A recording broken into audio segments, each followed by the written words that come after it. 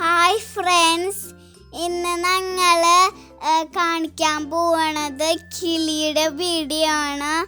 അന്നത്തെ വീഡിയോയിൽ പറഞ്ഞിട്ടുണ്ടായിരുന്നു കിളിയുടെ വിശേഷങ്ങളായിട്ട് വരാന്ന്. അപ്പോൾ ഇന്ന് ഇതിൽ പറയാൻ പോണതാണ് ഉണ്ണിക്കിളി എങ്ങനെയുണ്ടായെന്ന്. അപ്പോൾ ഇതാണ് ഉണ്ണിക്കിളി. ഇതിൻ്റെ പേര് ടുട്ടു എന്നാണ്. ഇതെങ്ങനെ ഉണ്ടായെന്നറിയാമോ?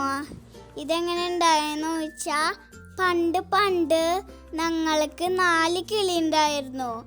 അതിലൊരെണ്ണം പെണ്ണായിരുന്നു, പിന്നെ 3 എണ്ണവും ആൺകിളിയായിരുന്നു. അമ്മക്കിളി കുറേ മുട്ടയിടായിരുന്നു, അതൊക്കെ വിരിയാറില്ല. പിന്നെ ഒരു വട്ടം 4 മുട്ട ഇട്ടിരുന്നു. ആ 4 മുട്ടയും 2 കിളിയും കൊത്തി താഴെ ഇടും.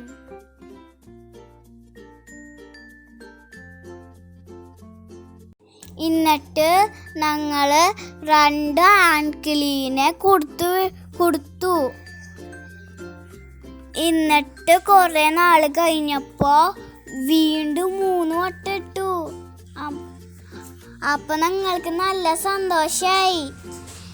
എന്നിട്ട് ഇരുന്ന് ഒരു കുഞ്ഞു കിളി പുറത്തു വന്നു. അപ്പൊ ഞങ്ങൾക്ക് നല്ല സന്തോഷായി. എന്നിട്ട് അച്ഛൻ കിളി മാത്രമാണ് അതിന് ഭക്ഷണം കൊടുക്കാണല്ലോ. അപ്പൊ ഞങ്ങൾ എന്ത് ചെയ്തു? അപ്പോൾ അതിന് ഞങ്ങൾ വീട്ടിലെടുത്ത് അതിൻ്റെ സിറിഞ്ചിൽ ഭക്ഷണം കൊടുത്തു. എന്നിട്ട് തിരിച്ചു വയ്ക്കും. എന്നിട്ട് വലുതാവുമ്പോൾ ഞങ്ങൾ അതിനെ വീട്ടിലെടുത്ത് തലയിലൊക്കെ വെച്ച് കളിക്കും.